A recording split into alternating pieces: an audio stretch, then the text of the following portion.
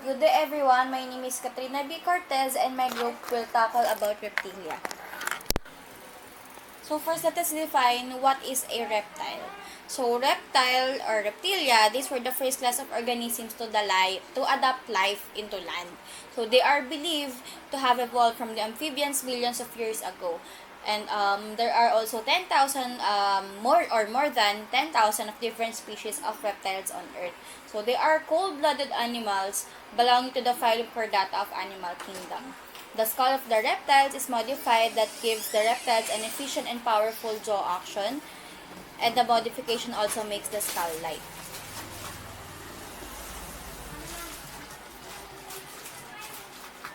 And now we will talk about the characteristics of reptiles. Reptiles are oviparous or egg-laying. So they are not like mammals which lay with an actual child or loved one of their own. So for example, if a dog bears a puppy, it goes out like a puppy. But however, here in reptiles, they lay eggs. So just like a snake, if a snake will lay a child, so it would come in the form of an egg, and the life cycle goes on. Next is reptiles are cold-blooded or ectothermic.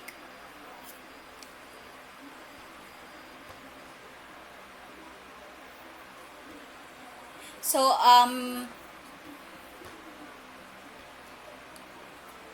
most reptiles are cold-blooded vertebrates, so they do not have the psychological means of regulating their body temperatures and have to depend on the external environment. So other species exhibit a mix of ectothermy, poikilothermy, and the brandy metabolism. So reptiles often bask in the sun or hibernate during cold seasons to raise their body temperatures.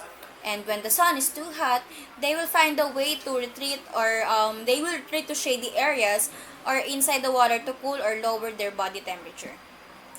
Next is reptiles typically have 4 legs. Well, except for the snake, right? Reptiles have either 4 legs or some like snakes, which is an exempted to that, are descendants of 4-limbed ancestors. So in most snakes, all traces of legs, including bones for the legs, have disappeared. However, they still remain successful predators even without the legs. So snakes have 3 ways of moving on land: by straight crawling, lateral undulating, and side winding or side winding. Although lizards have 4 limbs, most lizards have an alternate gait, which limits their endurance. So the tail of some lizards is prehensile and can assist them in climbing. Some reptiles, like crocodiles, have claws on their feet. So these claws assist in movement and hunting. Next is reptiles. Reptiles breathe through lungs. Reptiles breathe through lungs, although turtles have permeable skin through which gaseous exchange takes place. While some species increase the rate of gaseous exchange through the cloaca, the breathing process can only be completed through lungs. Breathing through the lung is accomplished differently in different groups of reptiles. In lizards and snakes, the lungs are ventilated by axial musculature, which is also used in locomotion. Next is reptiles are vertebrates.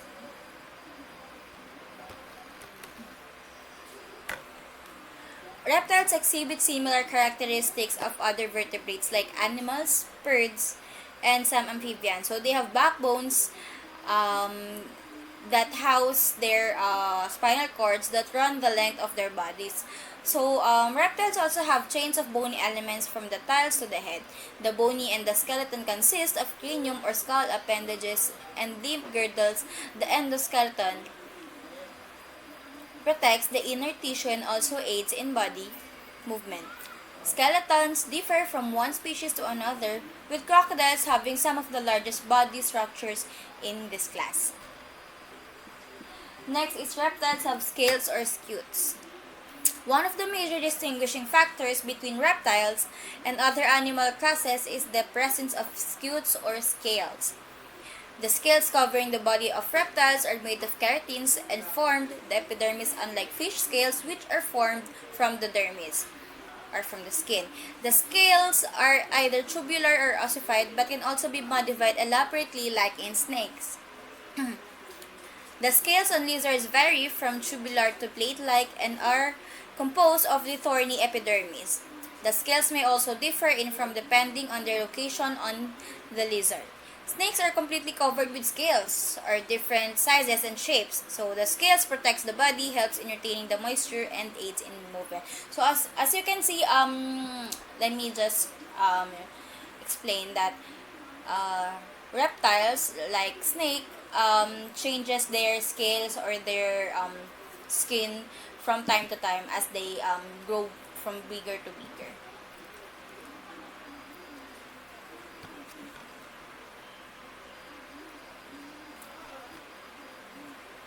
And another characteristics of reptiles are these are creeping and burrowing terrestrial animals with scales on their body.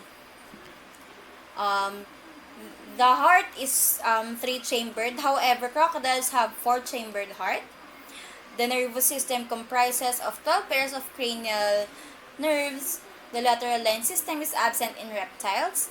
Except for snakes, all the reptiles have well-developed ears. They possess a typical cloaca, which was mentioned earlier. Reptiles are urotelic, uricotelic, and ammonotelic. And fertilization is internal. They exhibit a meroblastic segmentation. And the examples of reptiles are snakes, turtles, lizards, and crocodiles. Good day, I am Joy Basarte from Group 4 and I will be reporting the importance of reptiles. In the agriculture industry as a whole, reptiles do not have great commercial value compared with fowl and hoofed mammals. Nonetheless, they have significant economic value for food and ecological services, such as insect control. At the local level, and they are valued nationally or internationally for food, medical products, leather goods, and the pet trades. Reptiles have their greatest economic impact in some temperate and many local areas. Although this impact is often overlooked because their contribution is entirely local. A monetary value is often not assigned to any vertebrate that provide pest control. Nonetheless, many lizards control insect pests in homes and gardens. Snakes are major predators of rodents, and the importance of rodent control has been demonstrated repeatedly when population of rodent-eating snakes are decimated by snake harvesting for the leather trade. The absence of such snakes allow rodent population to explode. Similarly, turtles, crocodiles, snakes, and lizards are regularly harvested as food for local consumption in many tropical areas. When this harvesting becomes commercial, the demands on local reptile populations commonly exceed the ability of species to replace themselves by normal reproductive means. Harvesting is often concentrated on the larger individuals of most species, and these individuals are often the adult females and males in the population. The removal greatly reduces the breeding stock and leads to a precipitous population declines.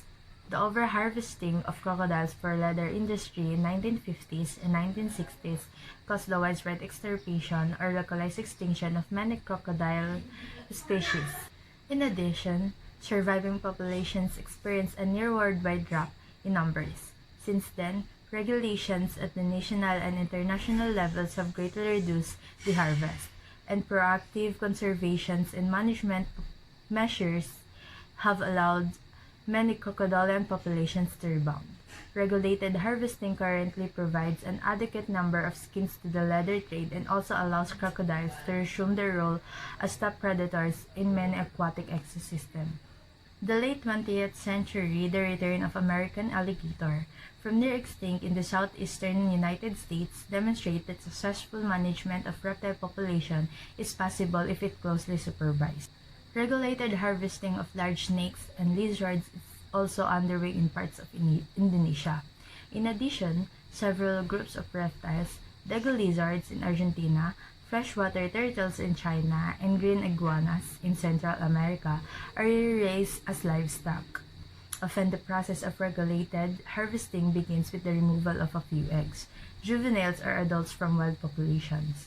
Stocks of reptiles are raised on farms and ranches. Farms and ranches then sell some individuals to commercial interests, while others are intended as breeding stock. Reptiles have contributed significantly to a variety of biomedical and basic biological research programs.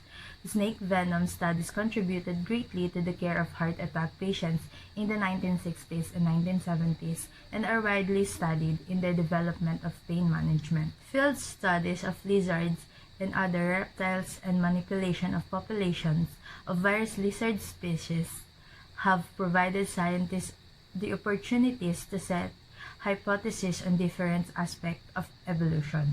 Reptile research remains an important area of evolutionary biology. Similarly, lizards and other reptiles have provided experimental models for examining physiological mechanisms, especially those associated with body heat. And that will be all. Thank you. Hello everyone, I'm Angelica Mamaklay and today we're going to talk about the classes of Reptilia. Class Reptilia includes many diverse species that are classified into 4 living classes. Reptilia includes 4 living classes: Crocodilia or the crocodiles and alligators, Sphinodontia or the tuataras, Squamata or the snakes, and the Testudines or the turtles.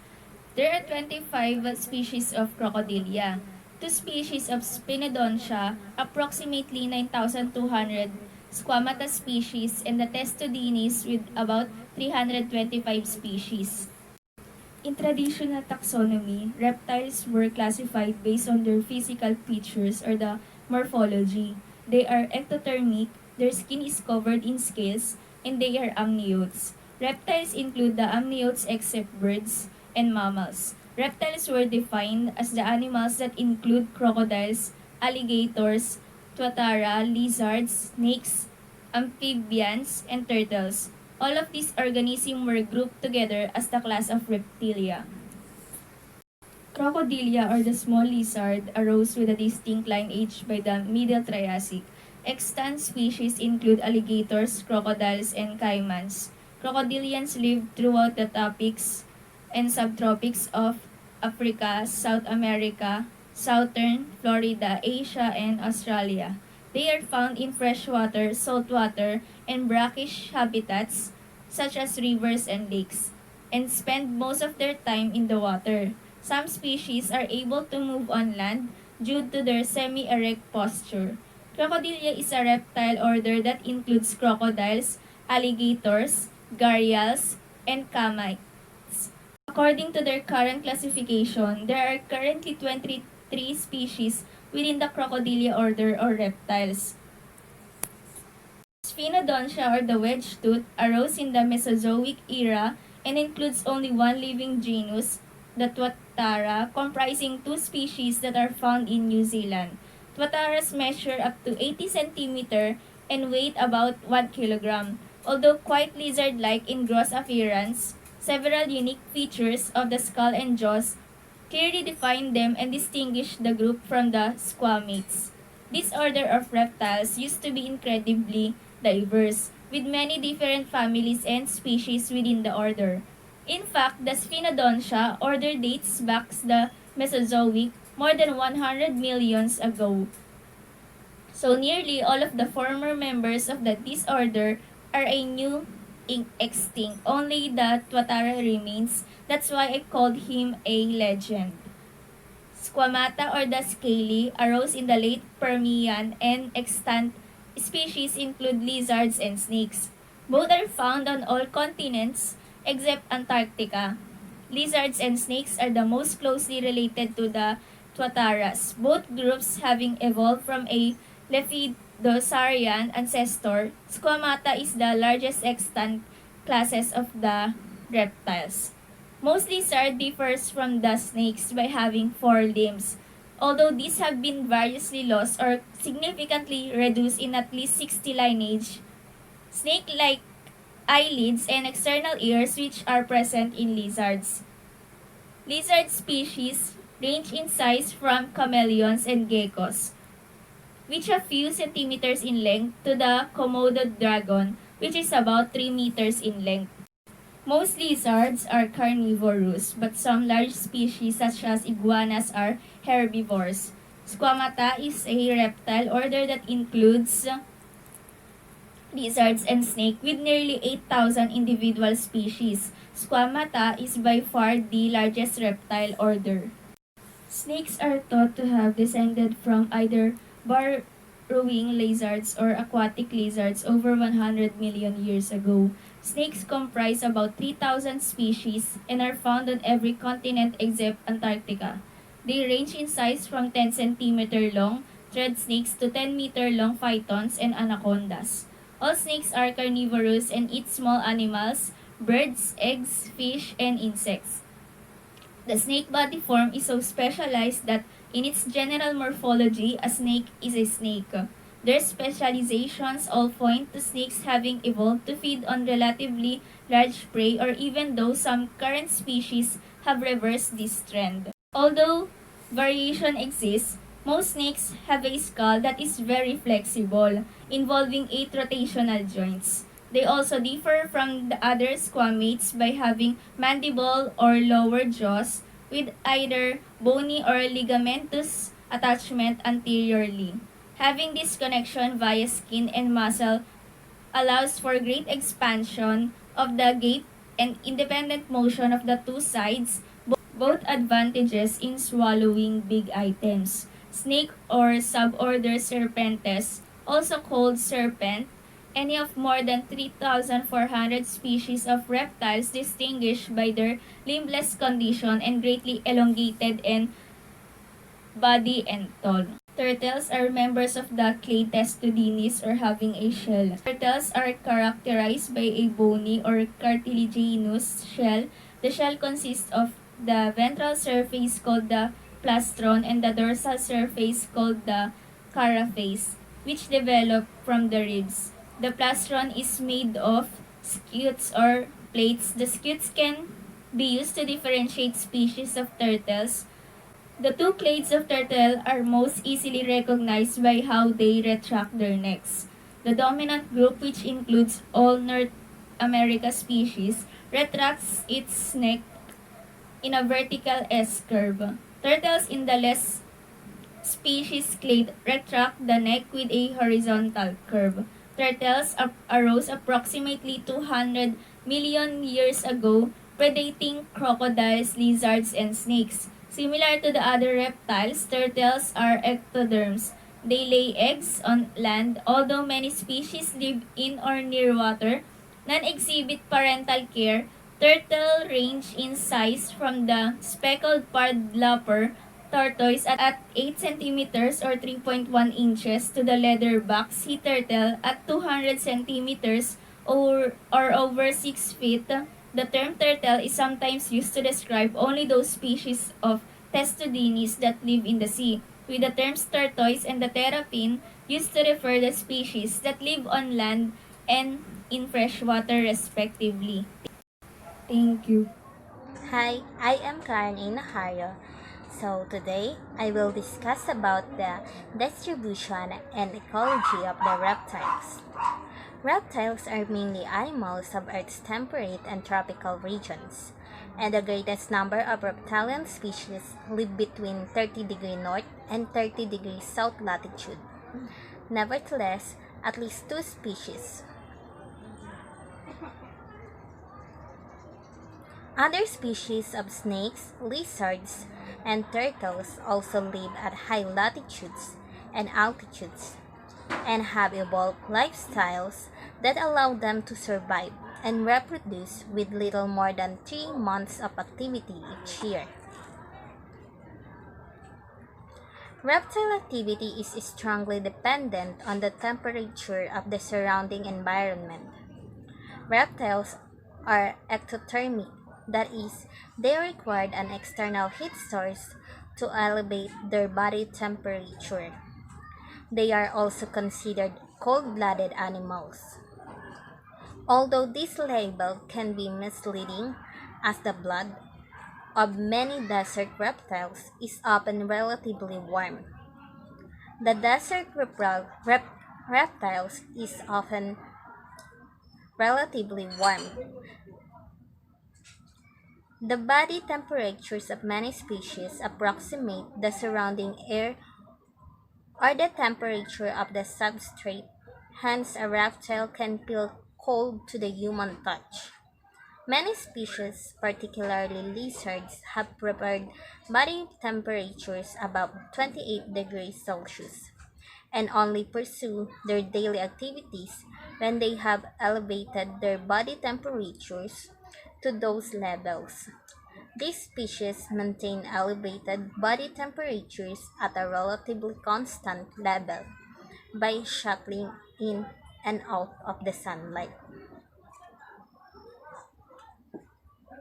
Reptiles occur in most habitats, from the open sea to the middle elevations in mountainous habitats.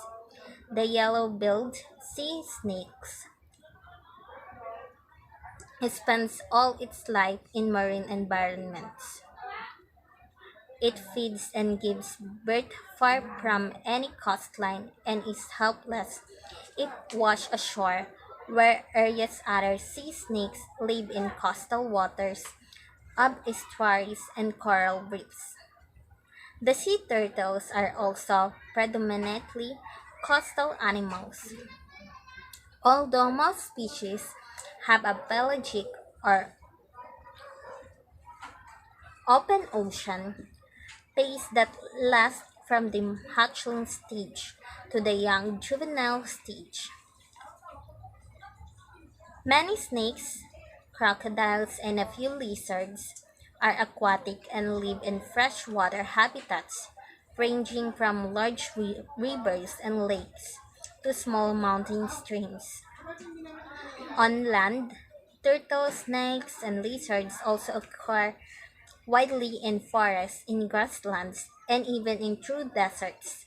In many arid lands, lizards and snakes are the major small animal carnivores. In the North Temperate Zone, reptiles of the North Temperate include many ecological types. Aquatic groups are represented in both hemispheres by the water. Snakes, many testodontoid turtles, and the two species of alligator. Terrestrial groups include tortoise, ground-dwelling snakes, and many genera of lizards. Arboreal snakes are few, and arboreal lizards are almost non-existent. There are few specialized burrowing lizards in this region, but burrowing snakes are common. Central and South America. Nearer to the equator, reptiles become more numerous and diverse. This is true of crocodiles. Mexico is home to three species, but nine countries in South America are home to four or more than crocodile species. Turtles, lizards, and snakes are also particularly diverse in this region. Some groups of North America turtles are represented in the New World tropics. For example, the mud turtles, Kinosternon, and sliders, Thrasings, appear in both regions, but the majority of species are members of genera and even families.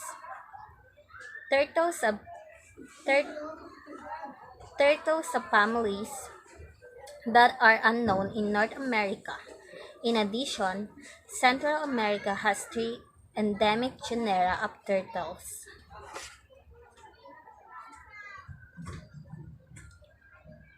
Asia.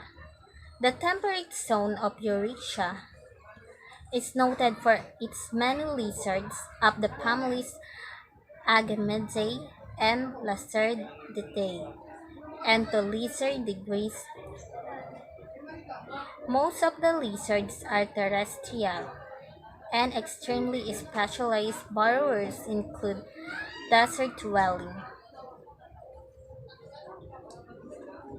Most of the snakes' characteristics of this vast area are also terrestrial and left-nosed snakes, and the sandbows are the distinctive burrowing snakes of the region. A few types of reptiles characteristics of the Asian tropics extend into the temperate zone, such as several range-finch snakes and some species of soft-shell turtles, except for the Chinese alligator and the Indian gavial. Crocodiles are absent from temperate Eurasia.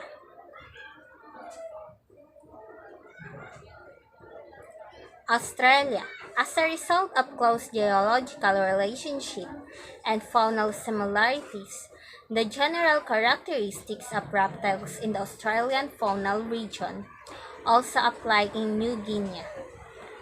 Australia is the only continent in the world in which venomous snakes species outnumber non-venomous ones. The family Colubridae, which encompasses the majority of the non-venomous or slightly venomous snakes of the world, is poorly represented in Australia, with fewer than a dozen species. The reptilian fauna also includes several pythons and minute blind snakes, a great variety of geckos and agamid lizards, side-necked turtles, and 3 species of crocodiles. The Australian region is home to a diverse group of cobras, but no vipers. In, in Africa, the reptilian fauna has two main components. The first, the fauna of North Africa, is akin to that of Central and Southwestern Asia and Southern Europe, and thus is mainly a Eurasian fauna. The razors and the Pythagoreid turtle are elements of this fauna in North Africa. North Africa reptiles, through representing many families, are principally terrestrial and burrowing. Many lacerted and agamid lizards scamper over rocks and sand by day. They are replaced at night by small geckos and are preyed upon the rays and sand snakes. In addition to cobras, the penobnous snakes of North Africa include the common vipers, the saw-scaled viper. The last two are true desert animals and also occur in Southwest Asia.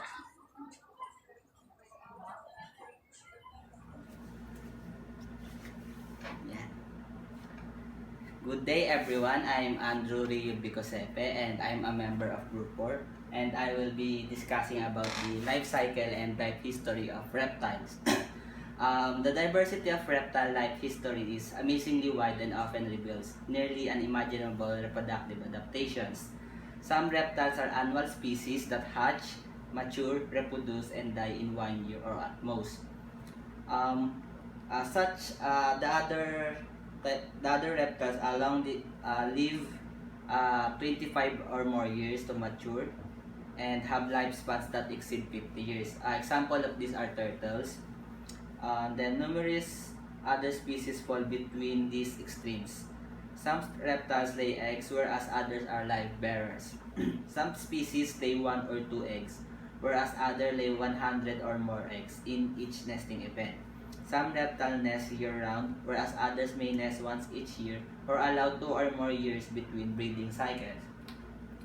Next one is reptiles originated approximately 300 years ago during the Carboniferous period. The oldest reptile known is the ammonoids in Casineria, which had both amphibian and reptilian characteristics. One of the earliest undisputed reptiles was Hylonomus. Soon after the first amniotes appeared, they diverged into 3 groups. The first one is the Cygnotids, second is Amnosids, and the third is Diapsids. This is during the Permian period. uh, the Permian period also saw a second major divergence of diapsid reptiles into archosaurs and lepidors.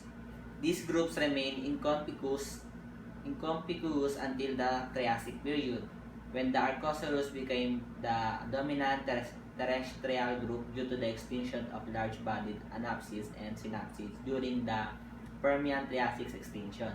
About 215 million years ago, Archosaurus radiated into the dinosaurs and the pterosaurs.